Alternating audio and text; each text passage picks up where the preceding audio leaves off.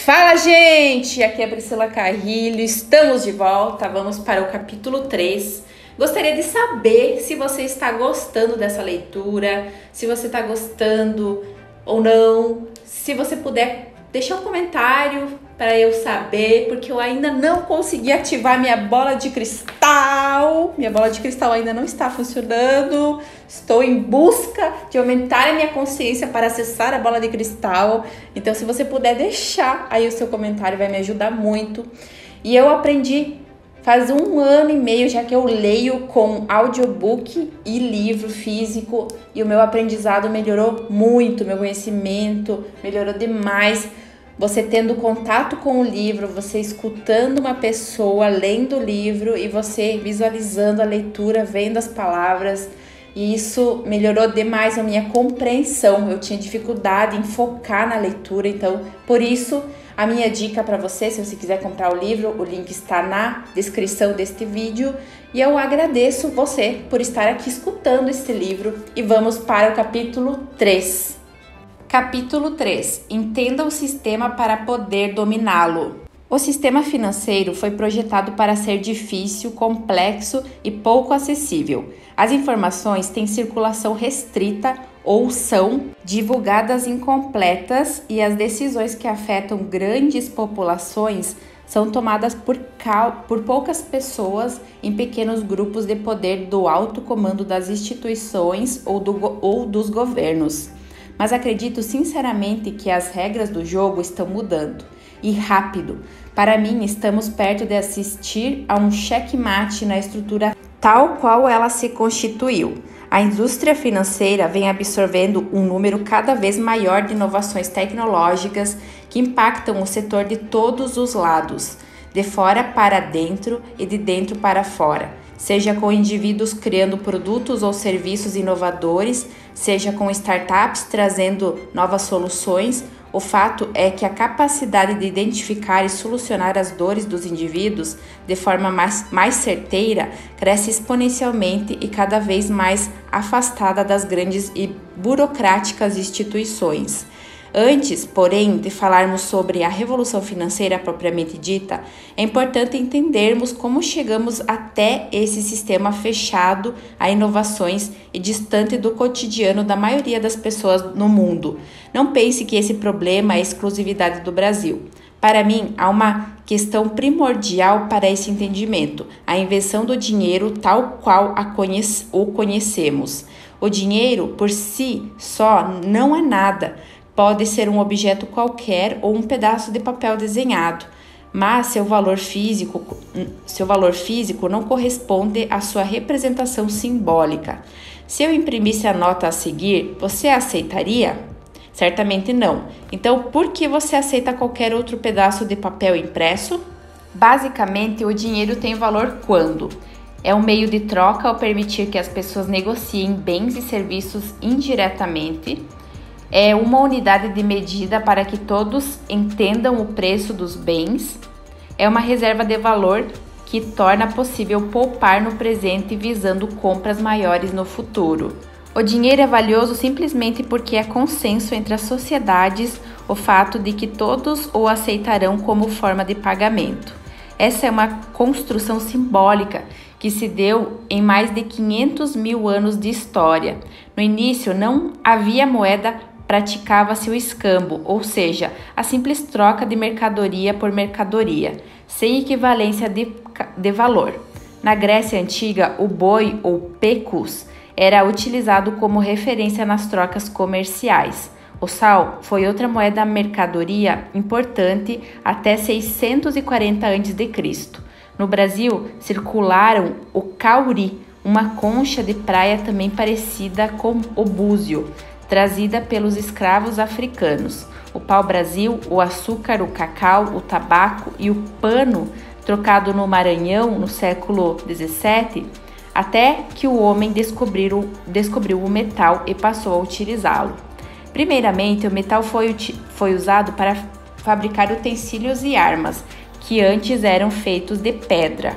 Por volta de 1100 a.C., os chineses deixaram de usar ferramentas e armas reais como meio de troca para usar réplicas em miniatura das mesmas ferramentas moldadas em bronze.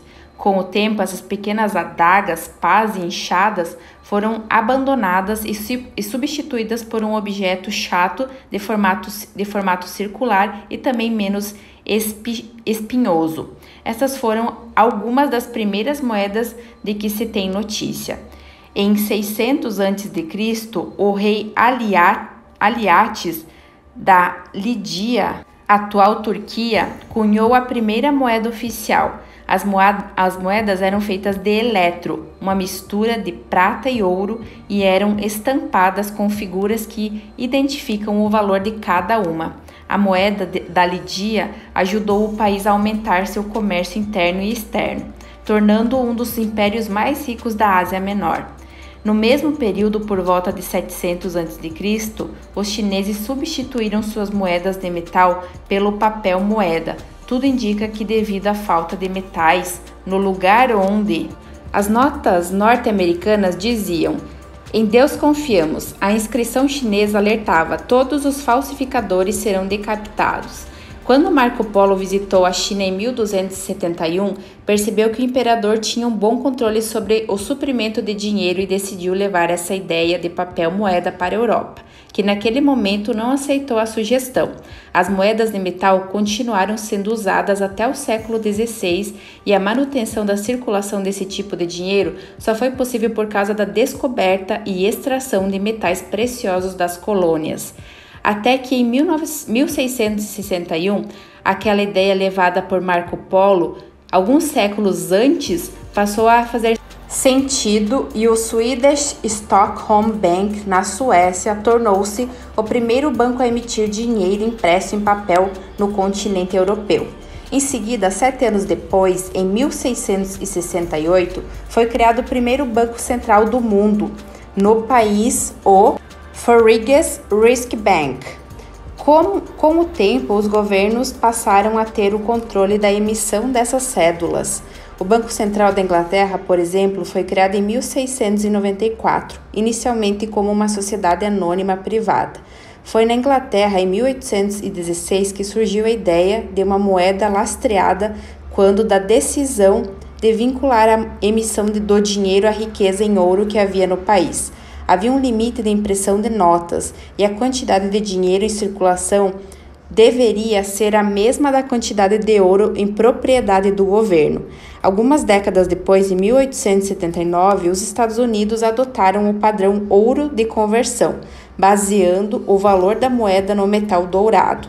Assim, com $1 você poderia sacar o equivalente em ouro. Essa prática de conversão começa a mudar, no entanto, após a Grande Depressão.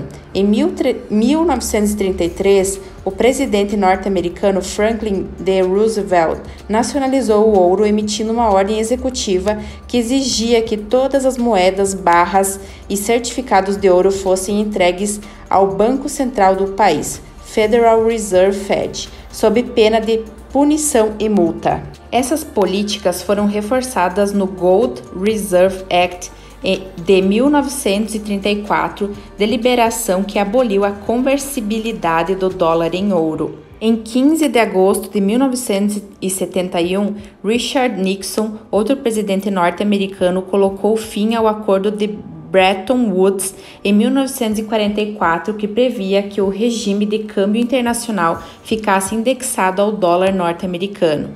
Na prática, desde a década de 1940, as principais moedas do mundo estavam atreladas ao dólar dos Estados Unidos e este, por sua vez, ao ouro. Desde o fim de Bretton Woods, o sistema monetário, pilar da economia mundial, não está baseado em nada palpável fisicamente, somente na confiança. Um sistema baseado na confiança. E esse é o momento chave da nossa história, que explica muito do que vivemos hoje. A partir do momento em que passaram a ter total controle da moeda, os governos e seus respectivos bancos centrais começaram a interferir diretamente na quantidade de moeda disponível em circulação no país, iniciando assim as guerras cambiais. Estamos falando de um processo de depreciação deliberada das moedas domésticas, com o propósito de estimular a economia do país. Imprime-se mais moeda para estimular o crescimento econômico, mas, como consequência, o poder de compra de uma nação acaba diminuindo no longo prazo.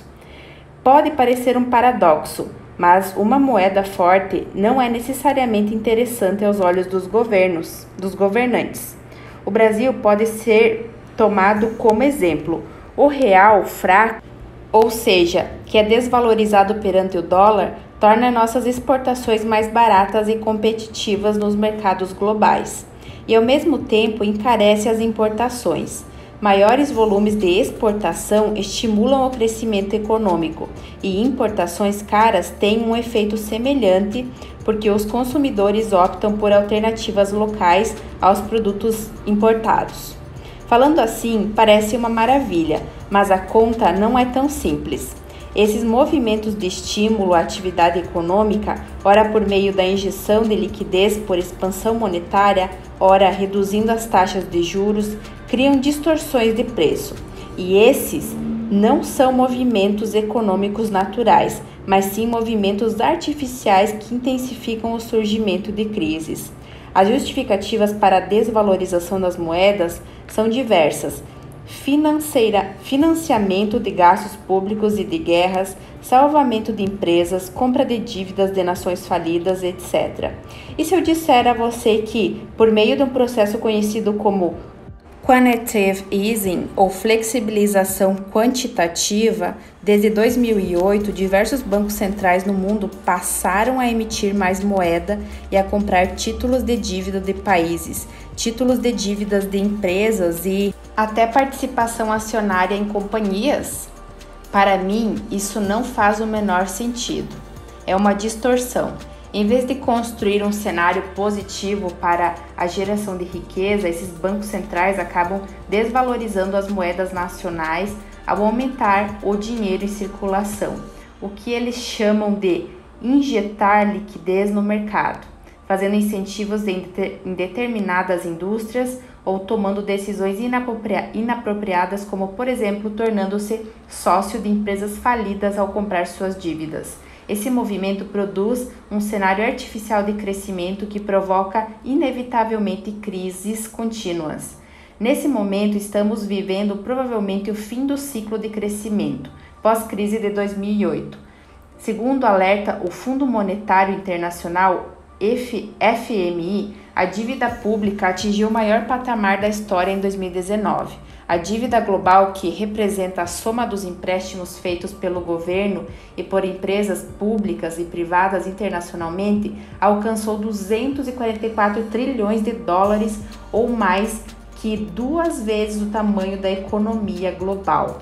E é por isso que, a meu ver, existe a possibilidade de enfrentarmos uma nova crise nos próximos anos que tem potencial para ser igual ou ainda maior do que a de 2008. Outro exemplo de distorção é o que está acontecendo nos últimos anos com as ofertas públicas iniciais, Initial Public Offering, IPO. Para você entender melhor, quando uma empresa precisa de capital para investir no seu negócio, ela pode ir à bolsa para captar sócios e recursos através de IPOs. O problema é que algumas empresas de tecnologia, como a Uber, parecem não se preocupar em entregar rentabilidade para seus acionistas. O dinheiro destinado ao risco está tão abundante que a Uber chegou a incluir no prospecto da oferta pública a sua dificuldade em gerar receita e a despretensão em ter lucro no longo prazo.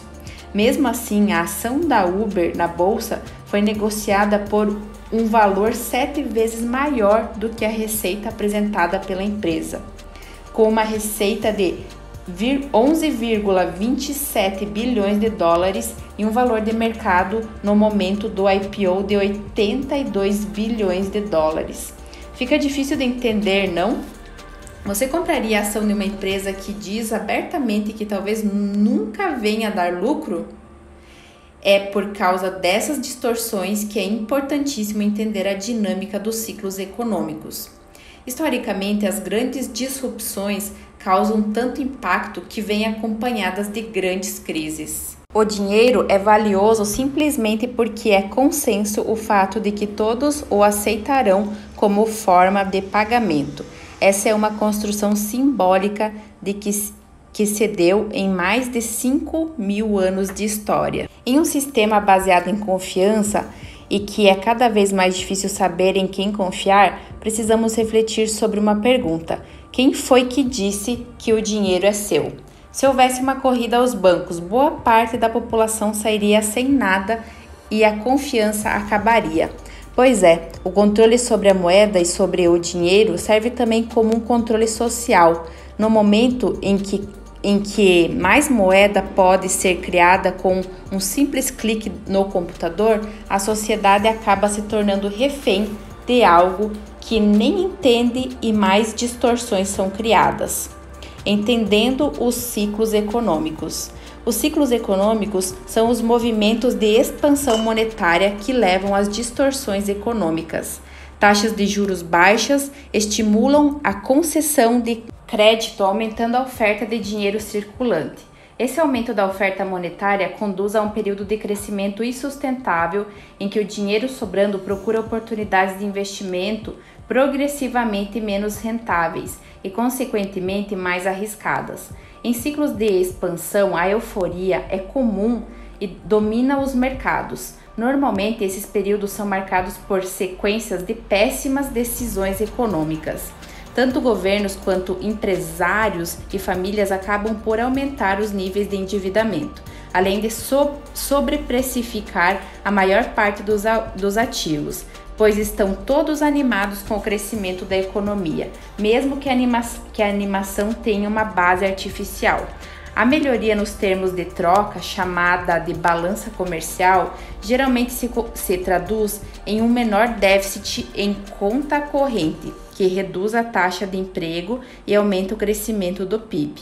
As políticas monetárias estimulantes, que normalmente resultam em uma moeda fraca, também têm um impacto positivo no mercado de capitais. O capital migra para mercados mais lucrativos e acaba aumentando o consumo doméstico.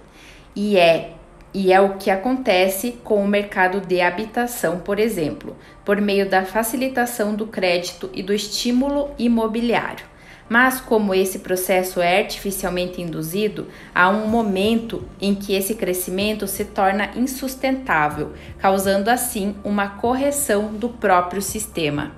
A escola austríaca de economia, que faz a análise do ciclo econômico dessa forma, nomeia esse momento de correção de crise creditícia, mais popularmente conhecida como recessão, momento em que a oferta monetária se contrai repentinamente e as taxas de juros voltam a subir. Com a alta de juros, os investimentos menos rentáveis feitos no período do boom tornam-se deficitários e menos interessantes. E com isso, o dinheiro passa a migrar mais uma vez, provocando a venda desses ativos, intensificando o ciclo de baixa com o fechamento de empresas deficitárias e causando desemprego. Resumidamente, os ciclos econômicos configuram-se por um período de expansão, pico, contração ou depressão, recuperação e retomada do crescimento. Os movimentos de retração são marcados por grandes crises locais ou globais, que configuram o início da fase de contração. A seguir, listei alguns importantes momentos econômicos do último século. Quando falamos em investimentos, entender esses movimentos é fundamental para estarmos preparados para o próximo passo. 1929, a crise de 29. Após uma fase de grande prosperidade econômica marcada pelo fim da Primeira Guerra Mundial, em 24 de outubro de 1929, também conhecida como Quinta-feira Negra, tem início uma das maiores crises da história norte-americana que levou uma série de empresas à falência. 1971, o fim do sistema padrão ouro. Em 1944 e 1971, vigorava o sistema de Bretton Woods, garantindo a conversibilidade direta do dólar norte-americano em ouro.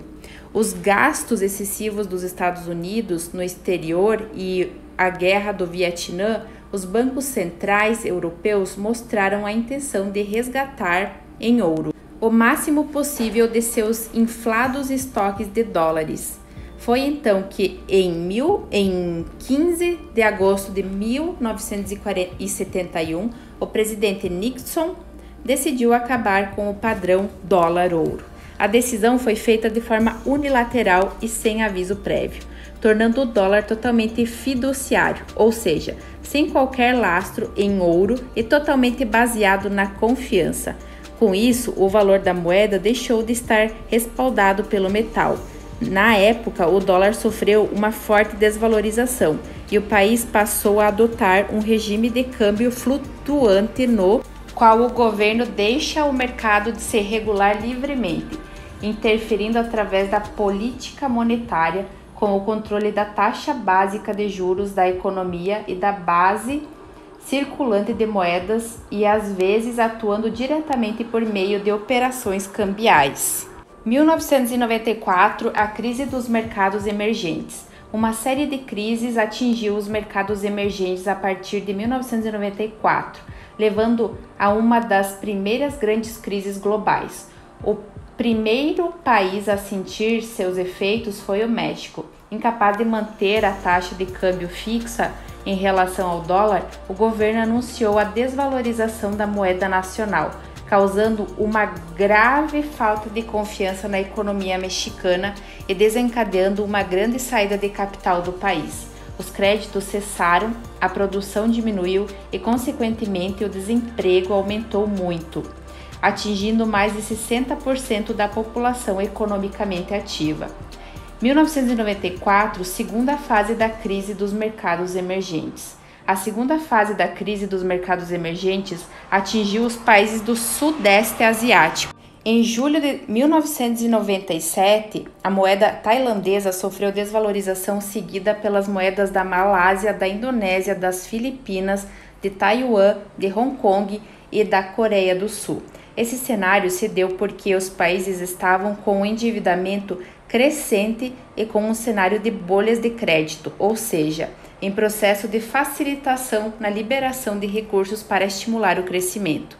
A crise na Ásia repercutiu mundialmente, pois diminuiu a demanda por commodities no mundo. Consequentemente, reduziu os preços do petróleo e dos minerais não ferrosos, importantes produtos de exportação da Rússia, que também foi atingida. A próxima peça a cair nesse dominó foi o Brasil. Apesar de o Plano Real de 1994 ter sido sucesso na missão de acabar com a forte inflação que vinha marcando o país desde os anos de 1980, os problemas estruturais como juros elevados e câmbio desvalorizado o deixaram vulnerável a crises internacionais. Mesmo com o corte de despesas e o aumento da carga tributária, o Brasil sofria com o aumento da dívida externa e da dívida pública e não conseguiu passar imune à segunda fase da crise, que começou em 1994. 2000, a crise das .com. A virada do milênio, o entusiasmo com a inovação tecnológica inflou o valor das empresas da época, mesmo daquelas que não apresentavam faturamento que sustentasse tal valor, criando uma bolha. A crise das .coms foi trágica para muita gente. Em 3 anos, 5.000 pessoas fecharam ou quebraram, algumas delas grandes corporações da indústria das telecomunicações. Em 10 de março de 2000, o principal índice da Nasdaq, maior representante das empresas da nova economia e de tecnologia, fechou em 5.048,62 pontos, máxima histórica. Mas, por ser um panorama artificial, as empresas não aguentaram e começaram a falir logo em seguida. 2007 e 2008, a crise do subprime. Os Estados Unidos sofreram a maior crise financeira desde os anos de 1930, em consequência de um relaxamento na avaliação do risco dos créditos hipotecários e da explosão de uma bolha no mercado imobiliário, que acabou contagiando o restante do mundo. A concessão desenfreada de créditos imobiliários, além da transferência em série desses créditos através de instrumentos complexos como CDS, CDO, etc., favoreceu uma deturpação das análises de risco desses títulos, levando diversas instituições financeiras à insolvência. Esse movimento foi controlado pelos bancos centrais que resgataram essas instituições através da compra dos títulos privados e públicos. Somado a isso, os BCs também adquiriram participação societária nessas instituições. Na prática, já mencionada anteriormente, a quantitative easing ou flexibilização quantitativa. 2014, recessão brasileira. Apesar de a crise de 2007 e 2008 ter sido global, o Brasil não chegou a senti-la graças às políticas de expansão monetária praticadas pelo governo da época. A crise acabou por chegar ao Brasil somente em 2014, principalmente por causa da queda do preço das commodities e da insegurança política vivida no país. Assim como nas outras crises, milhões de pessoas perderam seus empregos e viram seus salários diminuir ou estagnar enquanto a inflação aumentava consideravelmente no mesmo período. 2019 é o maior ciclo de expansão econômica da história dos Estados Unidos em um movimento que repercute no mundo. A Bolsa Brasileira na máxima histórica. Movimento de juros negativos em boa parte dos países desenvolvidos do mundo, como no Banco Central Europeu, Banco Nacional da Suíça, Banco da Suécia, Banco do Japão. Na prática, é como se os bancos tivessem que pagar uma taxa aos bancos centrais dos seus respectivos países por manter suas reservas. Além disso, assistimos à inversão das curvas de juros de longo e curto prazo, o que pode significar que a confiança no longo prazo está em xeque. Isso quer dizer que talvez estejamos diante de uma próxima crise global. Em uma entrevista que fiz com o economista Hélio Beltrão, ele comentou que a crise de 2008 foi um tubo de ensaio, pois não curou. A próxima será pior. Em um sistema baseado em confiança e que é cada vez mais difícil saber em quem confiar, precisamos refletir sobre uma pergunta: quem foi que disse que o dinheiro é seu? Deixe o seu like aqui e vamos para o próximo capítulo semana que vem.